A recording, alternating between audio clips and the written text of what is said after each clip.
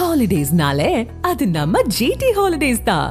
GT Holidays, South India's #1 travel brand. You know you are special when you're with GT Holidays. Sriperumbudur அருகே நெடுஞ்சாலைத்துறையினரால் முன்னறிவிப்பின்றி கல்லறைகள் அகற்றப்பட்டதால் பொதுமக்கள் வாக்குவாதத்தில் ஈடுபட்டது பரபரப்பை ஏற்படுத்தியது.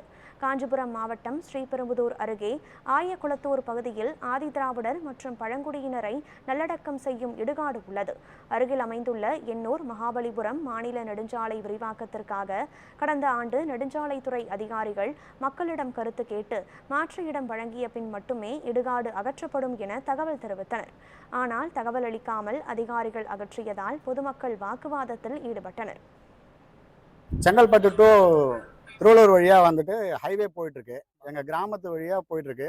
அங்க வந்து பாத்தீங்கன்னா சுடுகாடு இடம் இருக்கு. 7/3/2025 இங்க வந்து ஹைவே டிபார்ட்மெண்ட் ஆளுங்களும் அரசு அதிகாரிகளும் அவங்க முன்னிலையில எங்க கிராம மக்கள் சார்பா கோரிக்கை கொடுத்தோம். நேற்று வந்து பாத்தீங்கன்னா திடீர்னு இந்த இடத்துல வந்துட்டு ஜேசிபி வச்சு அந்த கல்லறைகளை வந்து இடிச்சு தரமட்டமாக்கிட்டாங்க.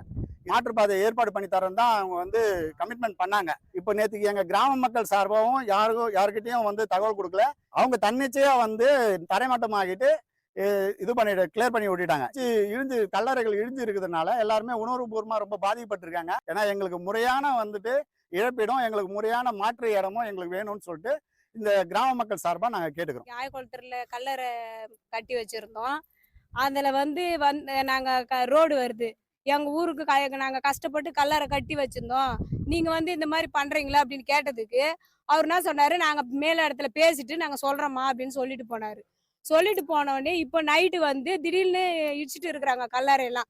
நாங்க திடீர்னு பார்த்த உடனே எங்களுக்கு அப்படியே நைட்டெல்லாம் மனசுக்கு தாங்கவே முடியல. எங்களுக்கு எதுவுமே பண்ணாம அவங்க வந்து மொத்தமா தரமட்டமா ஆக்கிட்டு போயிட்டு இருக்கிறாங்க.